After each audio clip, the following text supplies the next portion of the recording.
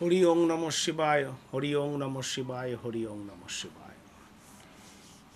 এই এপিসোডেও আমরা আলোচনা করব কিছু অ্যাস্ট্রোলজি এবং সাথে হস্তরেখা, প্লাম রিডিং বিষয়। এর আগেও আলোচনা করেছি, তো আজকে আমরা আলোচনা করব যে সন্তান রেখা, সন্তান ভাগ্য, সন্তান জীবন ইত্যাদি সম্পর্কে। আমাদের জন্মকুণ্ডলিতে এবং তার সাথে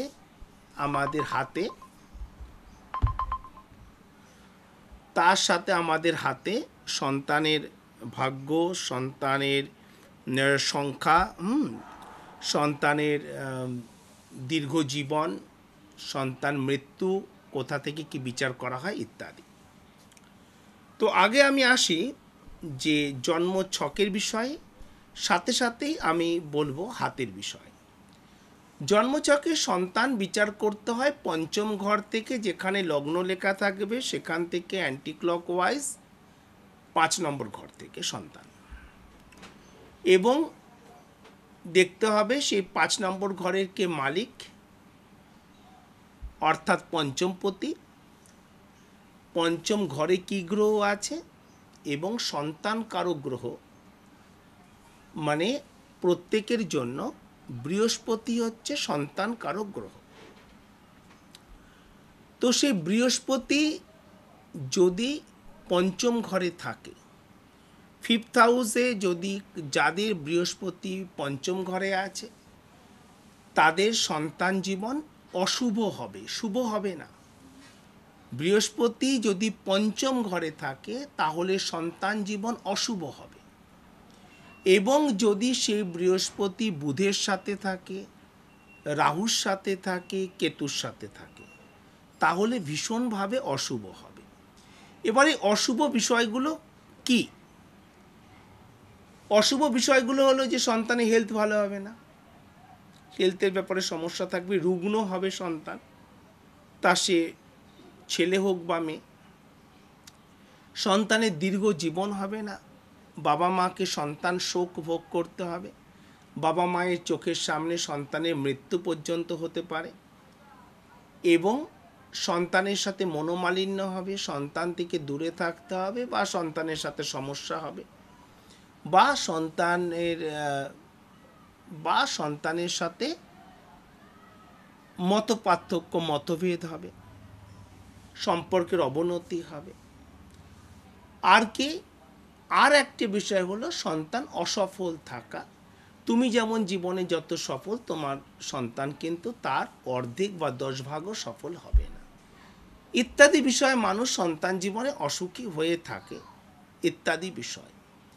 মেয়েদের ক্ষেত্রে বিয়ে দেওয়ার পর নানা প্রকার সমস্যা দেখা দেয়, ছেলেদের পক্ষ বিয়ে দেওয়ার পরও নানা প্রকার সমস্যা দেখা দেয়, তো ইত্যাদি এই বিষয়গুলো ঘটে থাকে। তাহলে যদি 5th হাউসে যদি বৃহস্পতি থাকে তাহলে মানুষ সন্তান জীবনে অসুখী হয়। আমাদের হাতে এই যে হাত, আমি একদম সরল ভাষাতে বলবো, এই যে হাত, এই যে তার যে ছোট আঙুলটা, অর্থাৎ হচ্ছে যে কনিষ্ঠ আঙুল, আর এই যে রেখা, যেটা হার্ট লাইন বা হৃদয় রেখা, এই রেখার ওপরে এখানে এরকম কিছু লম্বালম্বি কিছু রেখা থাকে, সূক্ষ্মভাবে থাকে এই রেখাগুলো। এগুলো হলো তোমার সন্তান রেখা, এখন এই রেখাগুলো হচ্ছে সন্তান রেখা। এই রেখাগুলো থেকে সন্তানের সংখ্যা বিচার করা হয়। এই রেখাগুলো যদি অস্পষ্ট হয় তাহলে সেটা ইন্ডিকেট করে যে সন্তান তো আসবে, কিন্তু সেটা গর্ভপাত হয়ে যাবে বা কম বয়সে সন্তানের মৃত্যু হয়ে যাবে, একদম 2-3-4 বছরে, একদম 2-3-4 বছরে সন্তানের মৃত্যুযোগ ইন্ডিকেট করে, অথবা গর্ভেও সন্তানের মৃত্যুযোগ ইন্ডিকেট করে যদি রেখা একেবারে অস্পষ্ট আছে, কিন্তু অস্পষ্ট আছে, তাহলে সে কথা, তাহলে সেটা হয়। সেই বিষয়গুলো দেখতে পাওয়া যায় যে সন্তানের মানে সন্তান গর্ভে আসে কিন্তু গর্ভপাত হয়ে যায় একাধিকবার। বহু মায়েরা আছো যাদের 2বার 3বার 4বার পর্যন্ত গর্ভপাত হয়ে গেছে, তোমরা কিন্তু সন্তান পাওনি, এরকম ঘটে থাকে। এবং যদি এই রেখা যদি সুস্পষ্ট হয়, সুন্দর হয়, গভীর হয়, তাহলে ইন্ডিকেট করে যে সে সন্তান তোমার জন্মলাভ করবে, সেই সন্তান তোমার জন্মলাভ করবে। যদি সেটা সুস্পষ্ট আছে কিন্তু মাঝখানে কাটা আছে, মাঝখানে কাটা আছে, কাটা কাটা কাটা কাটা কাটা আছে, তাহলে ইন্ডিকেট করে যে সন্তানের স্বাস্থ্যের ওপরে একাধিকবার বড় বড় সমস্যা আসবে, সন্তানের স্বাস্থ্যটা শুভ যাবে না, সন্তানের দুর্ঘটনা যোগ, এগুলো ইন্ডিকেট করে যদি এখানে কাটা কাটা কাটা কাটা একাধিকবার থাকে। যদি এই রেখা এমন হয় যে আছে, অনেকটা স্পষ্ট হয়ে নেমেছে, তারপর হঠাৎ করে মিলিয়ে গেছে, এই সবটা অবধি এই যে বিবাহ রেখা যেগুলো, এই সাইড থেকে যে রেখাগুলো আসছে, হ্যাঁ, এই সাইড থেকে যে রেখাগুলো উঠছে সেগুলো হচ্ছে বিবাহ রেখা। যদি এই বিবাহ রেখা অবধিও আসেনি, বেশ কিছুটা এসেছে স্পষ্ট হয়ে, তারপরে হঠাৎ করে রেখাটা থেমে গেছে, তাহলে কি ইন্ডিকেট করে যে সন্তানের আয়ু কিন্তু ওই 2-এর ঘরের মধ্যে হবে, 29 বছর পর্যন্ত সন্তানের আয়ু হবে, 30 বছরও কিন্তু সন্তান থাকবে না। এরকম মানে দুর্ভাগা মানুষ খুব কম হয়, কিন্তু সমাজে তুমি দেখেছো, তোমার পাড়াতে, তোমার প্রতিবেশীর মধ্যে, তোমাদের আত্মীয় স্বজনের মধ্যে, যে এরকম কারোর সন্তান 22 বছরে, 19 বছরে, 25 বছরে মারা গেছে, এবং সেই দম্পতির জীবন মানে খুবই বেদনাদায়ক হয়ে গেছে, খুবই বেদনাদায়ক হয়ে গেছে। তো এই ইন্ডিকেটর যে রেখা আছে, তারপর হঠাৎ করে সেই রেখাটা পূর্ণ হয়নি, হঠাৎ করে নেই, তাহলে সেটা 2-এর ঘরে মানে এই 20 থেকে 29-এর মধ্যে যখন সন্তানের বয়স হবে, সেই সময় তার মৃত্যু ইন্ডিকেট করে। যদি এই রেখা যদি এসে দুভাগে ভাগ হয়ে যায়, এই রেখা যদি এসে দুভাগে ভাগ হয়ে যায়, একটা সন্তান রেখা এসেছে, এসে দুভাগে ভাগ হয়ে গেছে, এরকম দেখা যায়, এইরকম দেখা যায়, তাহলে কি হবে? তাহলে কিন্তু যমজ সন্তান হবে, এবং তার মধ্যে একটি সন্তান কিন্তু হ্যান্ডিক্যাপড হবে, এটাই মানে কিন্তু ইন্ডিকেট করে যে সে কিন্তু বিকলাঙ্গ হবে, একটি সন্তান কিন্তু তার মধ্যে বিকলাঙ্গ হবে। যদি রেখা এসেছে, এসব দুভাগে ভাগ হয়ে গেছে, যদি দুভাগে ভাগ হয়ে গেছে, এমন যদি রেখা থাকে যেটি সন্তান রেখা আছে স্পষ্ট গভীর, কিন্তু তার মধ্যে মানে জাল জাল মতো, মানে কতগুলো মানে ভার্টিক্যালভাবে যেন একটা দাগ কেটে যেন তাকে কেটে দেওয়া হয়েছে, একটা দাগ কেটে যেন আবার তাকে কেটে দেওয়া হয়েছে, এরকম যদি হয়, এই রকম যদি তোমার হরোস্কোপে যদি তোমার হাতে, মানে হরোস্কোপেও তার রিফ্লেক্ট অবশ্যভাবে হবে, হাতে যদি এরকম ইন্ডিকেশন থাকে, তাহলে কি হবে? তাহলে কিন্তু মানে অ্যাবনর্মাল সন্তানের কিন্তু তুমি জন্ম দেবে, সে সন্তান কিন্তু শারীরিক এবং মানসিকভাবে কিন্তু স্বয়ংসম্পন্ন হবে না। সেটার জন্য অনেক প্রকারের টেস্ট আছে গর্ভাবস্থায়, কিন্তু অদ্ভুত ব্যাপার যে গর্ভাবস্থায় এমনও মানুষ তোমরা দেখেছো, বা আমিও কাজ করতে গিয়ে দেখেছি, বা ডাক্তারবাবুরাও সেটা হচ্ছে দেখেন, যে গর্ভাবস্থায় প্রতি মাসে আলট্রাসোনোগ্রাফি হয়েছে, ডবল মার্কার টেস্ট হয়েছে, ডবল মার্কার টেস্টের পরেও দেখা গেছে কি অদ্ভুত যে অ্যাবনর্মাল সন্তান হয়েছে। এরকমও ঘটে, এটা খুবই মানে অস্বাভাবিক ঘটনা। তো তখন এটা নিশ্চিতভাবে দেখা যায় যে তার সন্তান ভাগ্য মানে সন্তান রেখাটা এরকম আছে, সন্তান রেখাটা সুস্পষ্টভাবে আছে, একদম বুধের আঙুল থেকে বিবাহ রেখা পর্যন্ত, তারপর যেন তাকে যেন এইভাবে কেটে দেওয়া হয়েছে, তাহলে কিন্তু অ্যাবনর্মাল সন্তানের জন্ম সে কিন্তু দেবে, সেই মা বা বাবা কিন্তু অ্যাবনর্মাল সন্তানের জন্ম দেবে। এরপরে আমি আরও কতগুলো বিষয় বলি, যে হাতের বুড়ো আঙ্গুলের পিছন দিকে যে যে যে ভাঁজ থাকে না, এখানে যে ভাঁজ থাকে, অনেকের দেখা যায় এখানে 5, 6টা 7, 8টা মানে হচ্ছে লাইন রয়েছে।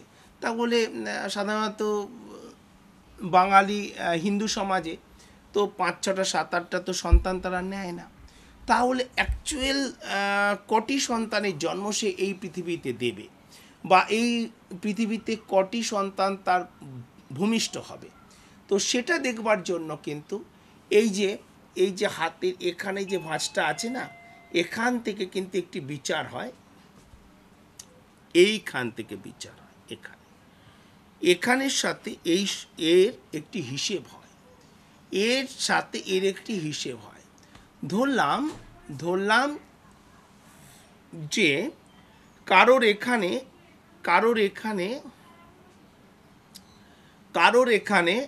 10টি রেখা রয়েছে। 10টি রেখা, কটি রেখা রয়েছে? 10, এরকম দেখা যায় 10টা রেখা এখানে রয়েছে, অস্বাভাবিক। তো এখানে দেখা যাচ্ছে যে তার এখানে দেখা যাচ্ছে, তার এখানে কটা রেখা রয়েছে? দেখা যাচ্ছে যে তার এখানে 4টি রেখা রয়েছে, 4টি রেখা রয়েছে। এখানে কটি? 10টি, এখানে 4টি। তাহলে তুমি কি মতামতে আসবে? কি 4টি সন্তানই নেবে, নাকি সে 10টা সন্তান নেবে, নাকি সে 10 + 4 = 14টি সন্তান নেবে? কোনটি? তো এখানে কিছু বিচার আছে পুরুষ এবং নারীর ক্ষেত্রে, এবং বিভিন্ন রাশি এবং লগ্নের ক্ষেত্রে। তাহলে সেক্ষেত্রে দেখতে হবে, কারোর ক্ষেত্রে সেটি বলতে হবে যে 10কে তোমাকে 4 দিয়ে ভাগ করতে হবে। তাহলে 10কে 4 দিয়ে ভাগ করলে কত হয় বলো? 4 দুগুণী 8।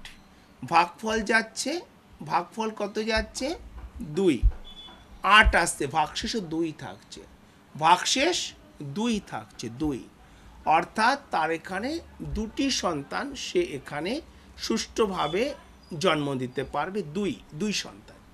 আচ্ছা, ধরো কারোর এখানে ধরো হচ্ছে 9টি দাগ রয়েছে, 9টি, আর এখানে 3টি দাগ রয়েছে, 3টি।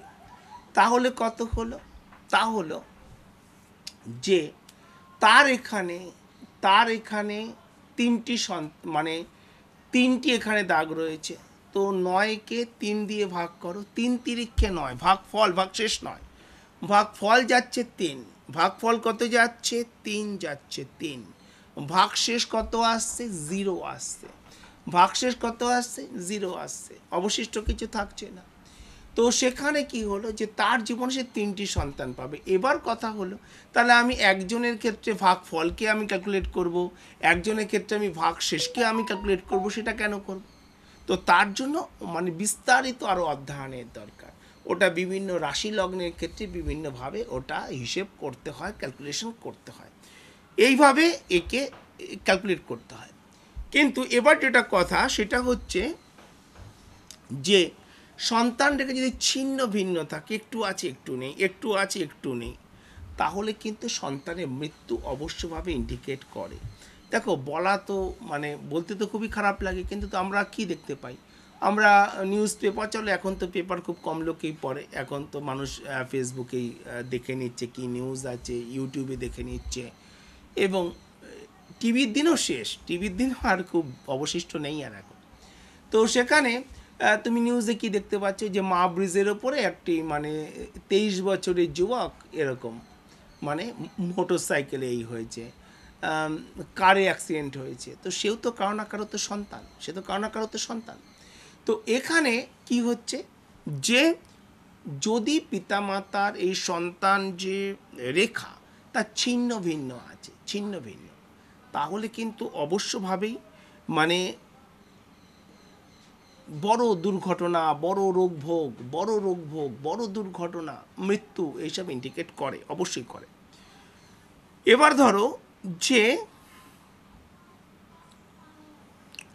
এবার ধরো যে যদি কারোর সন্তান ভাগ্যের উপর তিল থাকে, তিল তিল সন্তান রেখার ওপর, এখানে কারো যদি তিল থাকে, অনেকের থাকে, সেটা কিন্তু কোনোভাবেই শুভ নয়, কোনোভাবে কিন্তু শুভ নয়। সেই সন্তান কিন্তু কোনো না কোনো সমাজ বিরোধী কাজের সাথে জড়িয়ে পড়বে, এবং শুধু জড়িয়ে পড়বে না, তার কিন্তু আইনগত সাজা হবে, এবং সে সাজা কিন্তু আপ টু মানে অনেক বড় সাজা হতে পারে, যাবজ্জীবন হতে পারে, ডেথ পানিশমেন্টও হতে পারে। তিল কিন্তু মানে সমাজবিরোধী সন্তানকেই ইন্ডিকেট করে। তিল যদি সন্তান রেখার ওপর যদি তিল হয়, সন্তান রেখার ওপরে যদি তিল হয়, তাহলে সেটি কিন্তু ইন্ডিকেট করে কি, সেটি কিন্তু সমাজ বিরোধী সন্তানকেই ইন্ডিকেট করে থাকে। এবারে এই যে পঞ্চম স্থান, এখানে না দেখো তোমরা বহু কেউ হয়তো টেস্ট টিউব বেবি ট্রাই করছো, অনেকে সেগুইট মাদার তোমরা ট্রাই করছো, কিন্তু তোমরা বাবা মা হতে পারছো না। হ্যাঁ, বা সাধারণভাবেও তোমরা অনেক রকমের ট্রিটমেন্ট করছো। দেখো, প্রথম কথা হচ্ছে, সেক্ষেত্রে এখন দেখা যাচ্ছে যে তোমাদের বয়সটা হয়ে গেছে, তোমার স্ত্রীর হয়ে গেছে 35, 37, 40, তোমার হয়ে গেছে 50 বা 47 বা 55, এরকম দেখা যায়। তো দেখো, প্রথম কথা হচ্ছে যে প্রেম ভালোবাসা এ চিরদিনই মানুষের জীবনে আছে, চাহাত আছে, তো দুনিয়া এইভাবেই হয়েছে, মানে মায়ার দ্বারাই জগদ্ধৃত হইয়াছে।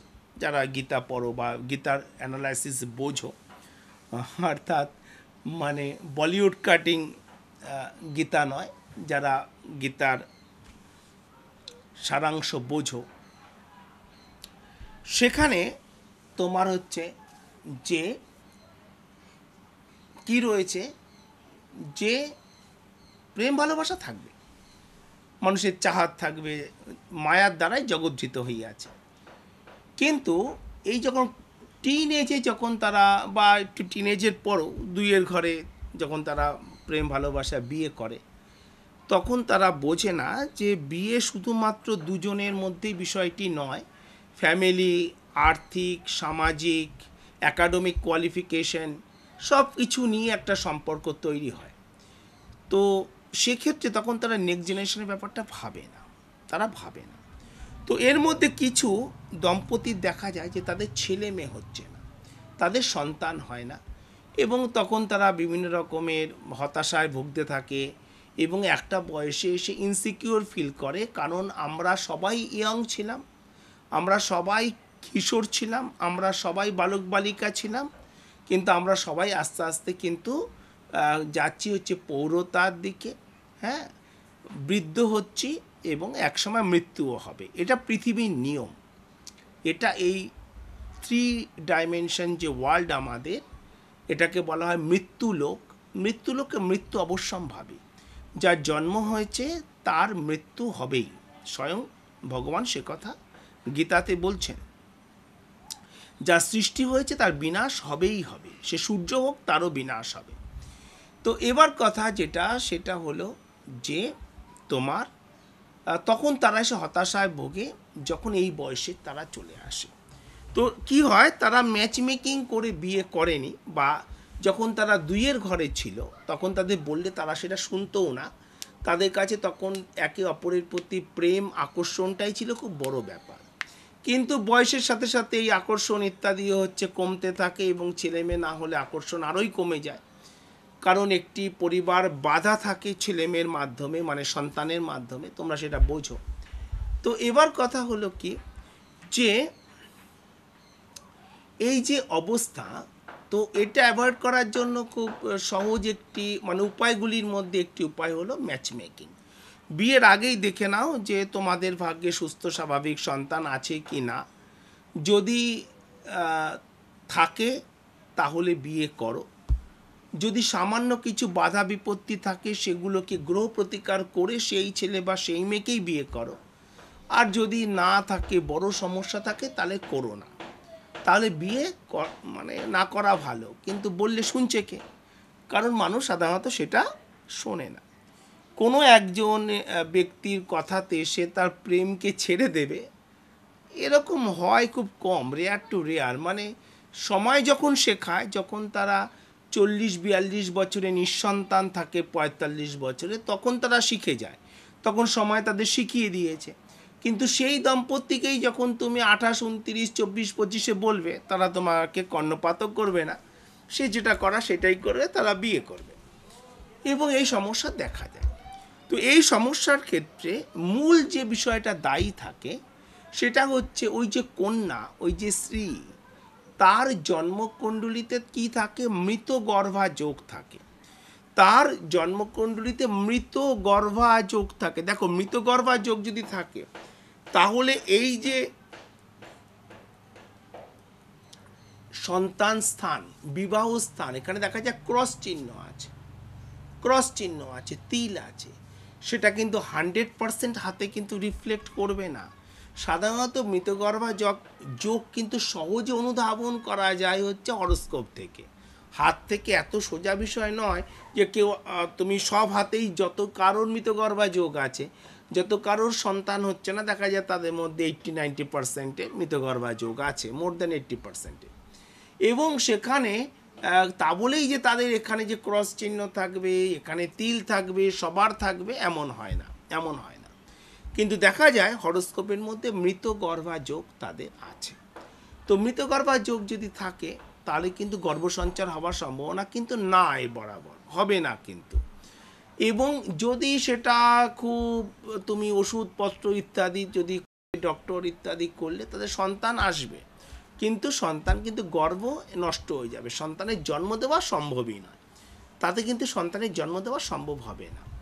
এবং এ থেকে কি হয়, যখন একটা বয়স হয়ে যায়, স্বামী স্ত্রীর মধ্যে একে অপরের প্রতি অবিশ্বাস, হতাশা ইত্যাদি চলে আসে, ফ্রাস্ট্রেশন চলে আসে, বিবাহ ভেঙে যায়, অনেক ক্ষেত্রে আত্মহত্যা, আত্মহত্যা, দ্বিতীয় বিবাহ, খুন ইত্যাদি অনেক কিছু ঘটে থাকে, ইত্যাদি অনেক কিছু ঘটে থাকে।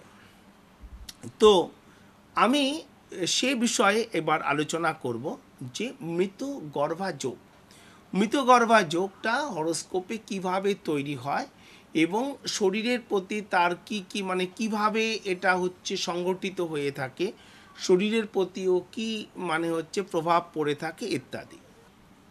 যে সমস্ত মহিলাদের মেয়ে, তোমার মেয়ে হতে পারে ছোট, মানে একদম ছোট মেয়ে থেকে যে কোনো বয়সে, যদি তাদের জন্মকুণ্ডলিতে বৃহস্পতি রাহু একসাথে আছে বা বৃহস্পতি কেতু একসাথে আছে, যদি এরকম অবস্থা থাকে, তাহলে কি দেখা যাবে যে তাদের সন্তান জীবনে সমস্যা থাকবে।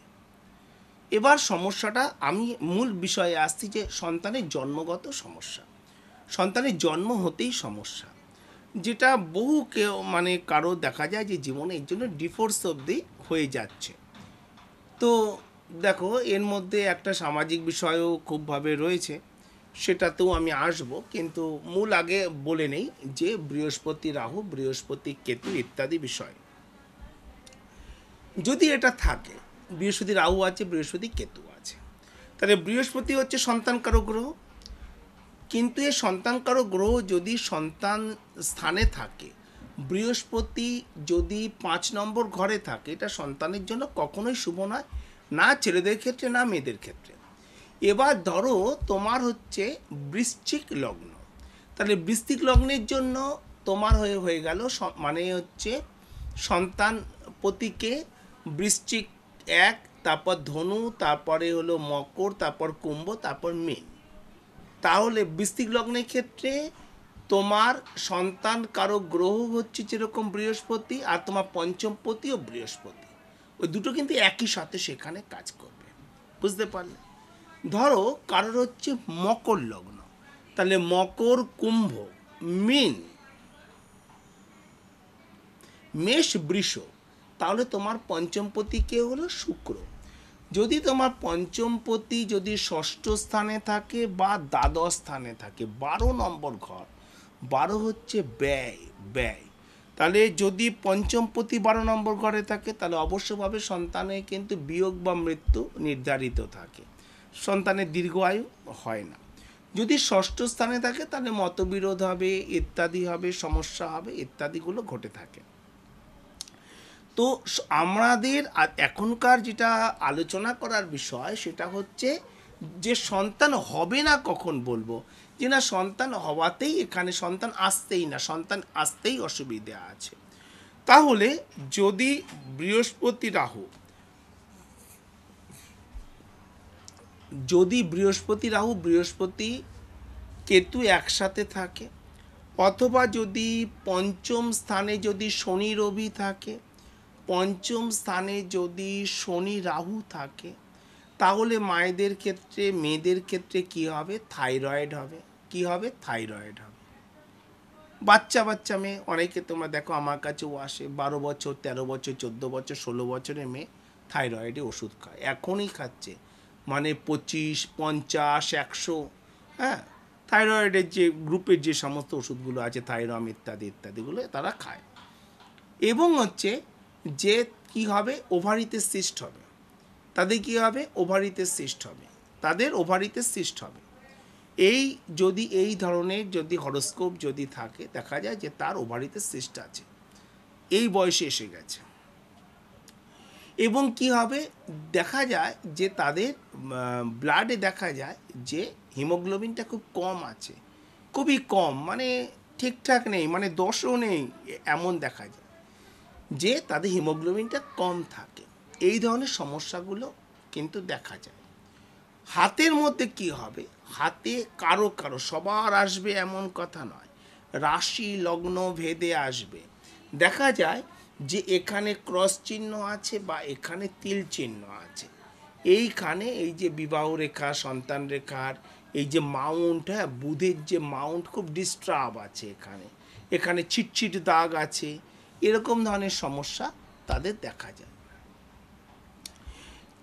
চেনের মতো রয়েছে, হ্যাঁ, মানে সন্তান যে লাইনগুলো আছে খুব ভালো করে ওটা দেখলে, মানে তখন দেখা যায় যে ভালো করে ওটাকে মানে গ্লাস দিয়ে দেখলে দেখা যায় যে ওটা ডেপথ যেটা আছে সন্তান রেখা, তার মধ্যে কিন্তু চেন সাইন আছে, শিকলের মতো আছে, শিকলের মতো আছে, এগুলো ঠিকঠাক নয়। এবার যদি তোমরা একটু এটাকে ভালো মতো যদি জানো, তাহলে বুঝতে পারবে যে ভগবান চান আমাদের আমাদের মানে এই পৃথিবীতে প্রত্যেকটি জীব যেন খুব শক্তিশালী জন্মগ্রহণ করে। সেজন্য একটা মানে কম্পিটিশন সেখানে রয়েছে। তুমি জন্মগ্রহণ করেছো, আমি জন্মগ্রহণ করেছি, আমরা প্রত্যেকে কয়েকশো নয়, কয়েক হাজার নয়, কয়েক লক্ষ নয়, কয়েক কোটি নয়, কয়েক আরব, 100 কোটি, 1 আরবে, মানে কয়েক আরব আমরা স্পামের সাথে লড়াই করে আমি জিতেছি বলে আমি জন্ম লাভ করেছি, তুমি জিতেছো বলে তুমি জন্ম লাভ করেছো। অর্থাৎ বিষয়টা কীরকম? বিষয়টা এরকম যে যখন আমাদের পিতা আমাদের জন্ম দিয়েছেন, তো পিতার শরীর থেকে কয়েক আরব স্পাম একসাথে নির্গত হয়েছে। তার মধ্যে আমি ছিলাম সব থেকে শক্তিশালী, আর তুমি যে দেখছো বা শুনছো, তুমি ছিলে সব থেকে শক্তিশালী। তাই আমরা আমাদের ওই কম্পিটিশনে সমস্ত স্পামকে মেরে ফেলে, পরাজিত করে আমরা জিতেছিলাম, ফার্টিলাইজ হতে পেরেছিলাম, আর একেবারে মানে সুস্থ, শারীরিক, মানসিক, নার্ভাস সিস্টেম সুস্থ, চোখ, হাত, মুখ, নাক, কান, সব কিছুভাবে আমরা সুস্থ সন্তান জন্মলাভ করতে পেরেছিলাম। এই যে বিষয়টাকে ভালো মতো বুঝবে আমি ঠিক কী বলছি। তাহলে এই যে বিষয়টা, যদি ফিফথ হাউসটা ড্যামেজ হলো, ফিফথ হাউসটা ঠিকঠাক নেই, তাহলে দেখা যাবে সে খুব প্রেমিক হতে পারে, খুব রোমান্টিক হতে পারে, কিন্তু তার কিন্তু মা বাবা হবার মতো কিন্তু ক্যাপাবিলিটি থাকবে না। কেন সন্তানটা কেন আসছে না ভালো করে বোঝো, দুটো বিষয়কে বোঝো, ভালো করে বোঝো। প্রেম, রোমান্স ইত্যাদি কার আন্ডারে?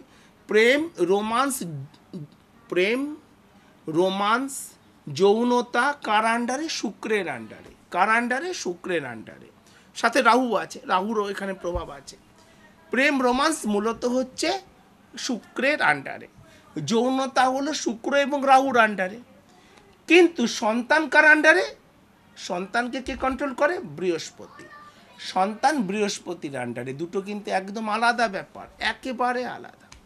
তাহলে কি হলো, এই যে 100